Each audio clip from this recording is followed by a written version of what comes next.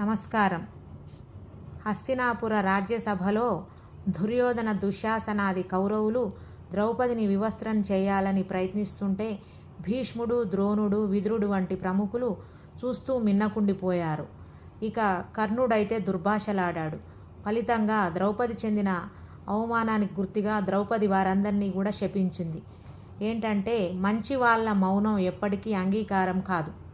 ఏదైనా చెడు సంఘటన జరుగుతున్నప్పుడు, అన్యాయం జరుగుతున్నప్పుడు మంచి వాళ్ళు నిశ్శబ్దంగా ఉండడం వల్ల సమాజానికి హాని కలుగుతుంది.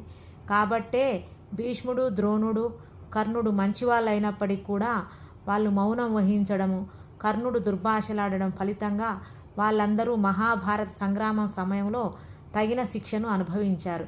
దీన్ని బట్టి తెలిసే విషయం ఏమిటంటే, బుద్ధిమంతులు, గుణవంతులు, మేధావులు, మంచి మనసున్న వాళ్ళు, ధర్మ న్యాయ సత్యాలు తెలిసిన వాళ్ళు మౌనంగా ఉండడం అనేది సమాజానికి చెడు కలిగిస్తుంది అనేది అర్థమవుతుంది. ధన్యవాదాలు.